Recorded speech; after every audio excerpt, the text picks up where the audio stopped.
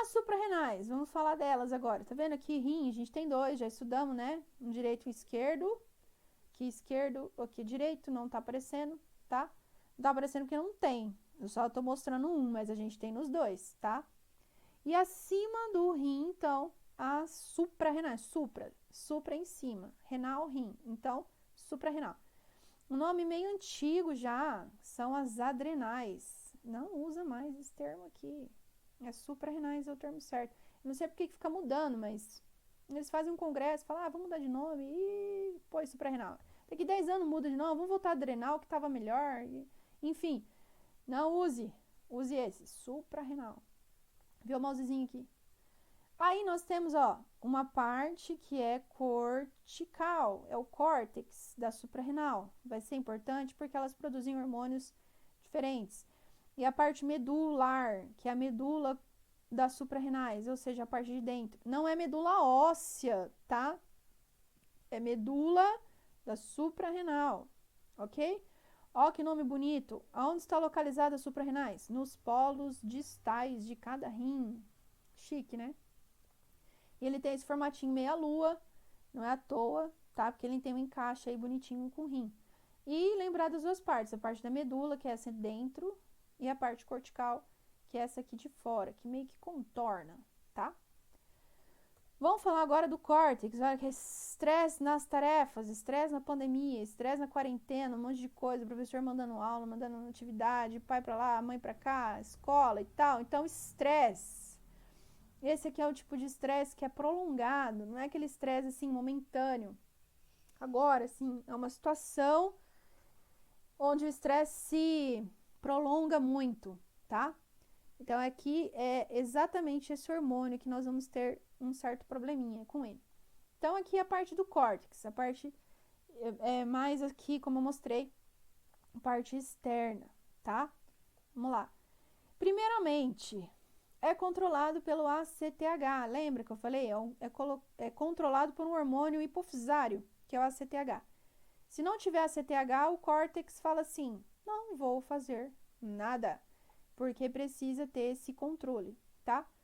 E quando o ACTH vem e fala, vamos lá, querido, vamos trabalhar, ele vai produzir o cortisol, que é sim hormônio de estresse. É um hormônio, inclusive, que muitas pessoas acabam engordando demais, porque tem uma grande quantidade de cortisol. Porque olha só o que ele faz.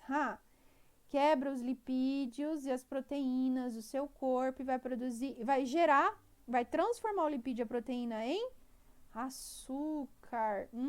E aí você vai engordar. Algumas pessoas acabam emagrecendo por causa do cortisol. E o cortisol em níveis assim, bons, níveis ótimos, nível legal, ele faz você acordar, ele faz você despertar. Então, ali, a gente pode ver também um antagonismo entre cortisol e melatonina. Melatonina da pineal faz você plim, plim, plim, plim, plim, plim, plim, plim, plim, plim, dormir. E o cortisol faz você acordar, tá? Ele que dá aquele plim nos seus olhos acordando. E a melatonina faz você dormir como um anjinho, certo? Outro hormônio produzido pelo córtex, aldosterona. Uau! O que ela faz? Aumenta a reabsorção do sódio nos néfrons. De novo, o nosso sistema renal lá funcionando, sistema urinário, sistema excretor, lá, não é só para liberar coisa ruim, mas também para reabsorver coisas boas. Reabsorção do sódio. Para quem não sabe, não lembra da matéria de íons, vai lá na aula de íons e vê, por favor. Mas o sódio atua na contração muscular, junto com o cálcio. Nossa, as matérias estão se somando, meu Deus. O que ele faz? Aumenta a pressão arterial. Ai, Sora, minha pressão é baixa. Come sal. Mentira, come não, faz mal. Mas tem alguma disfunção aqui, tá? Então, a aldosterona aumenta a pressão sanguínea. Por quê? Porque ela vai colocar os íons e os íons atraem a água e a água faz, então, aumenta a pressão. Quer dizer, não a água, né? A consequência disso. E os hormônios andrógenos. Olha só, o hormônio andrógeno tem uma função muito semelhante à da testosterona, tá? No caso aí, homem, né? A mulher também tem o seu equivalente, de testosterona. Então, os hormônios andrógenos vão agir nos hormônios sexuais. Estimula o desenvolvimento inicial dos órgãos sexuais. Nossa, 2 As aqui, meu Deus. Arrumem aí, gente, não copiem assim. Estímulo no desenvolvimento inicial dos órgãos sexuais. Como assim? Meu, o testículo, ele vai aumentar, a mulher vai ganhar seio e assim vai. Então, aqui vai ter um estímulo do desenvolvimento iniciais dos órgãos sexuais e de certa forma, o funcionamento deles, né? Para estar pronto para a vida sexualmente ativa. E o desenvolvimento da massa muscular, principalmente o homem. Importante isso aqui, porque quando o menino deixa de ser menino, começa a ser adolescente, vai crescer, aumentar a massa muscular e se tornar um homem. Então, atua aqui no desenvolvimento. E a parte da medula? Meu, muito louca. Por quê? Pensa bem, lá na medula, vamos voltar lá. Aqui. Agora, hormônio que é produzido aqui. Adrenalina. E o outro nome, o nome assim, nome de hospital, de médico. Epinefrina. Mas o nosso, adrenalina. É uma situação onde você precisa, se ficar, o bicho pega, se correr, o bicho come, ou ao contrário, nunca lembro. Mas, enfim, é um momento que você precisa ou lutar ou fugir muito rápido, tipo, já. Então, é um estresse também. Como vocês perceberam ali, é tudo estressadinho, né? Tanto o cortisol quanto a adrenalina. Mas, como eu falei, cortisol é um período de estresse prolongado. A adrenalina é um momento onde você precisa lutar ou você precisa fugir.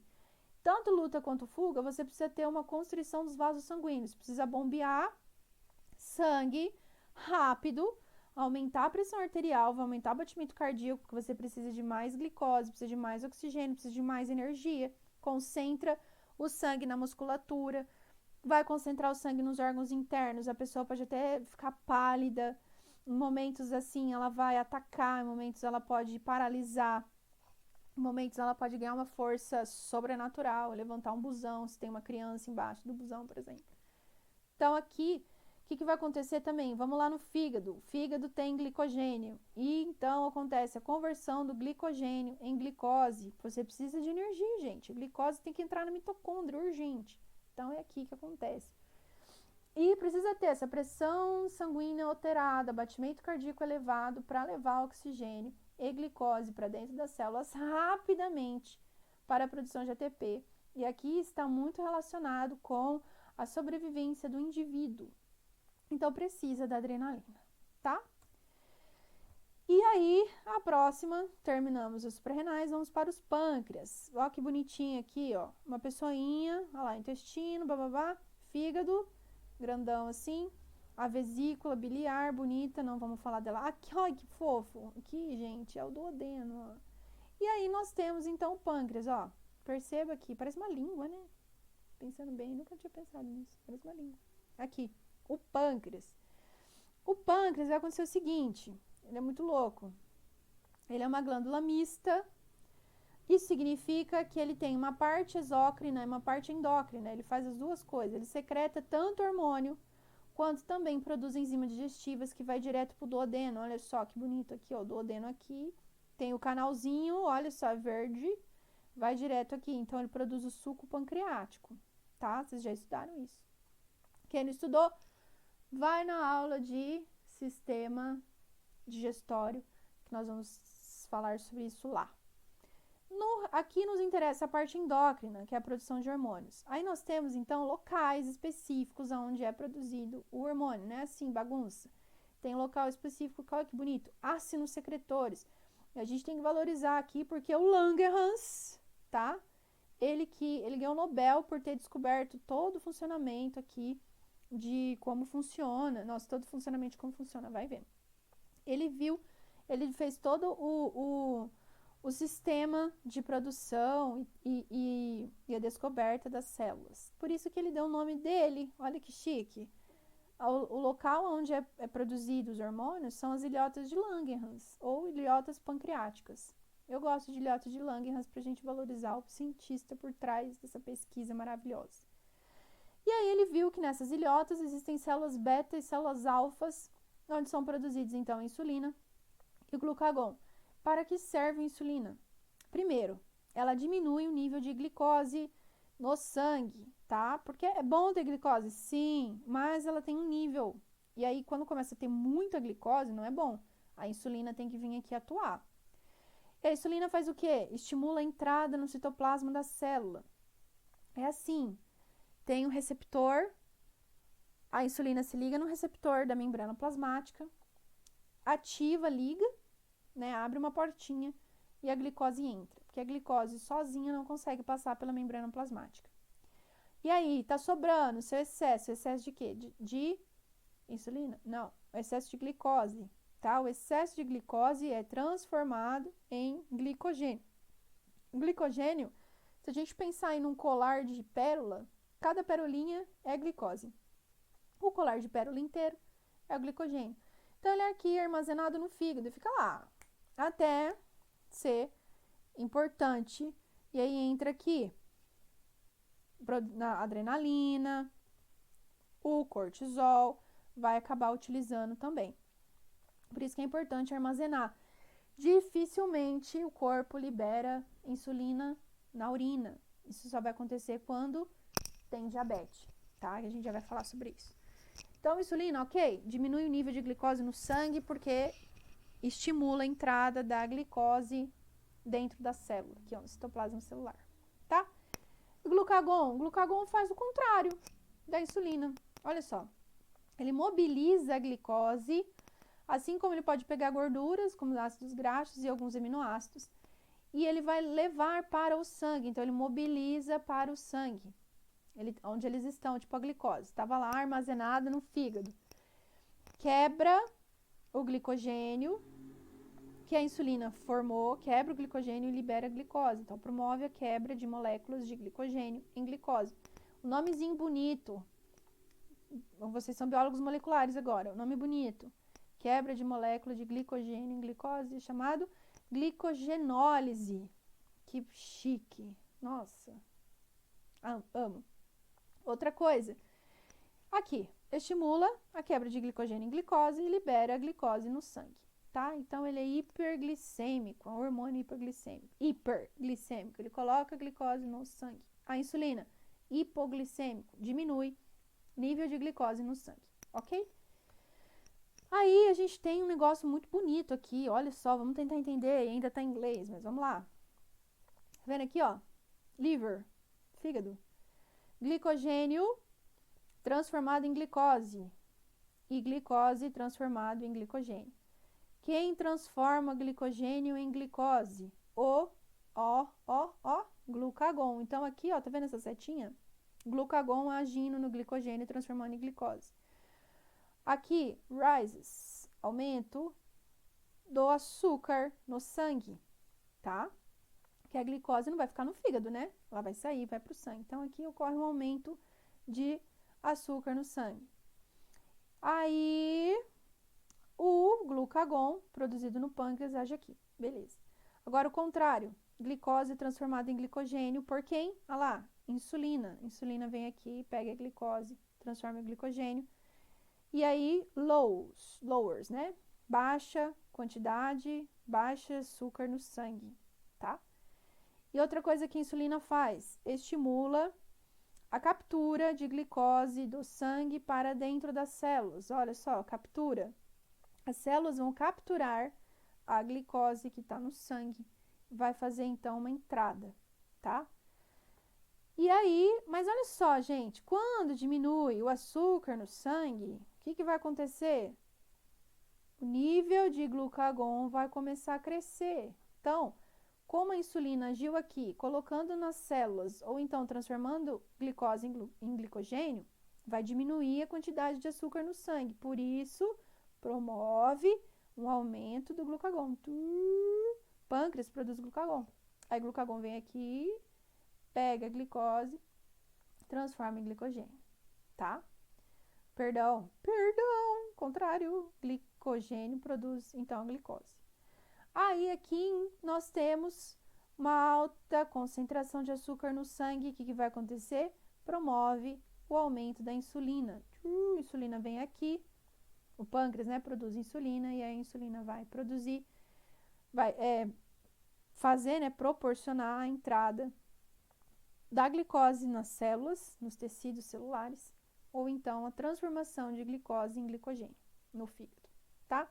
Isso aqui que a gente vai chamar de feedback, ora feedback positivo, ora feedback negativo. Eu vou falar isso no nosso último slide, tá?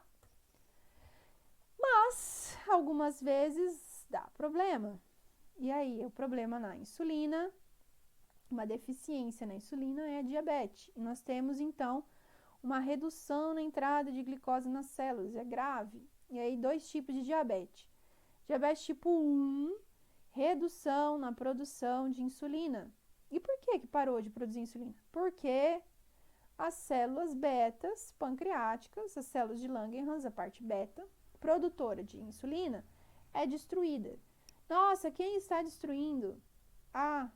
Células. Bom, às vezes, uma doença autoimune, lúpus, que mais?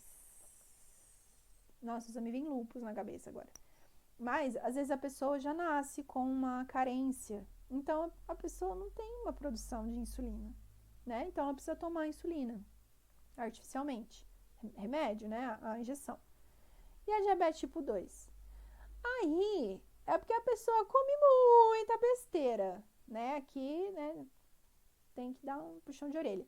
As células beta produzem insulina normalmente. Olha só, elas não perderam a capacidade, elas não estão sendo destruídas em nada. Elas produzem normalmente, ou então uma pequenininha alteração que você pode tomar um remédio para voltar. Mas, o que acontece? Os receptores da célula falam chegar. Não queremos mais vocês aqui. Então, ocorre uma resistência dos receptores celulares à ligação da insulina. Então, a insulina é produzida, está no sangue, chega no receptor, vai virar a chavinha para fazer funcionar, cadê? Não funciona. Então, aqui, nós temos que a glicose não consegue entrar nas células por causa dessa resistência. Os receptores não querem mais saber da insulina. E aí, o que faz? É remédio, que é medicamento, não tem jeito, tá? Não adianta nem colocar insulina nesse caso, porque a pessoa está resistente. Então, você tem que ir com um medicamento que vai proporcionar abertura e aí a glicose entra, tá? E por fim, nossa, ufa, acabando. As gônadas, que legal. Então, são as glândulas sexuais. Controlam os processos reprodutivos do nosso corpo, influenciam a formação das genitais, quando entra na puberdade, né? Sai da fase infantil e entra na puberdade. E também a definição das características sexuais. Então, aqui nós temos o testículo, tá? Que é aí que vai ser a gônada produtora de testosterona. E aqui nós temos os ovários, tá? Um de cada lado também, os 2 ovários produzindo aí hormônios sexuais. Quais são essas características sexuais? Aqui, né? Definição de características sexuais. Nós temos as primárias. Aí realmente seria o pênis e a vagina, tá? A vulva, que não está sendo mostrada aqui porque é uma parte externa. Só no sistema reprodutor que a gente vai ver. Mas as características sexuais secundárias são muito relevantes, são significativas e elas são desencadeadas pelos hormônios sexuais e também aqui a gente pode pôr aqueles hormônios lá, que eu tinha comentado, por isso que eu estou voltando, só para você lembrar, os hormônios andrógenos, tá? Aqui também é importante a atuação deles, junto com a definição das características sexuais. Então, nós vamos ter no homem, o que vai acontecer? Alteração da voz, principalmente na adolescência, que começa a definir uma voz mais grave, ainda fica oscilando, mas aí depois define. Aumento dos órgãos genitais, tanto aumento do pênis quanto do testículo, aparecimento desses pelos pubianos, a produção e a liberação de esperma, também é nessa fase, aparecimento de pelos pelo corpo, principalmente pernas, peito, axilas, certo? Desenvolvimento de uma musculatura mais definida, tá? Do que da mulher e, consequentemente, mais força, né? A barba e esse alongamento dos ombros formando o trapézio, que é esse músculo aqui, uma característica sexual masculina. A feminina, aparecimento dos pelos pubianos também, Aí, a menarca, que é a primeira menstruação, que aí já mostra, né? O corpo já quer sinalizar aqui, já sinaliza que a mulher está pronta para a gravidez, para engravidar, tá funcionando, né? Tá tudo nos eixos. Desenvolvimento dos seios, e aí a gente tem um afinamento aqui da cintura, que a mulher fica com esse corpo de violão aqui, digamos assim, né? Que é o alargamento das ancas, aqui no quadril, fica com mais quadril. Pode perceber, a mulher tem essa cintura e e o homem mais retão, né? E o desenvolvimento desse músculo aqui também é interessante, que vai acontecer no homem. Na mulher, então, afinamento da cintura e desenvolvimento das ancas. Agora, pensa bem, né? Nós precisamos de um espaço para o bebê se desenvolver aqui, né? Então, evolutivamente falando, nós temos um aumento e alargamento da anca, do quadril, para a mulher conseguir suportar 9 meses carregando um feto. Então, isso aqui é importante também, ter esse espaço para o bebê crescer. E colocar a cabeça dele nesse osso que a gente tem aqui. Ok? Bom, no caso da... Aqui, gente, é dentro do testículo, tá? Eu peguei o testículo e cortei no meio. O que eu vou ver? De fora para dentro, capilar, sanguíneo, ok? As espermatogônias, onde vai acontecer o desenvolvimento aí, ó. Espermatogônia, nananã. Espermatozoides. Aqui o lúmen do testículo, então aqui os espermatozoides vão amadurecer um pouquinho, ficar pronto, né? Aí ganha o flagelo e aí vai para o epidídimo. Mas o que eu quero dar ênfase agora é nessas células de Leydig. Leydig também ganhou Nobel, descobriu isso aqui. O que ele descobriu? Como que funciona a produção da testosterona. Então, aqui, ó, são nessas células periféricas, células intersticiais, que vai acontecer a produção de testosterona no testículo. E como tem vasos sanguíneos, ó, aqui, é secretado diretamente na corrente sanguínea, tá? Isso aqui só funciona, essas células de Leydig só funcionam por causa do LH. Lembra que eu falei que é um hormônio hipofisário, é um hormônio da hipófise, tá? Já no ovário, como é muito mais complexo que isso, vai ter uma aula só sobre ele, então citei só algumas coisas. O ovário vai produzir o estrógeno e a progesterona. No caso do estrógeno, vai dar as características sexuais femininas, tá? Igual a testosterona dá características sexuais masculinas, o estrógeno dá as sexuais femininas. Ela é produzida, esse estrógeno aqui, quando o ovócito, para vocês entenderem, né? O óvulo, ele está em formação. Ou seja, quando ele começa a amadurecer e tal, a própria câmara do ovário vai produzir o estrógeno. Vai dar aparecimento das características. Nossa, falei de novo. Bom, enfim. E aí, o LH estimula a produção do estrógeno e acontece a ovulação. O estrógeno, ele é produzido pela parede de onde está o óvulo, né, em volta, assim, a parede.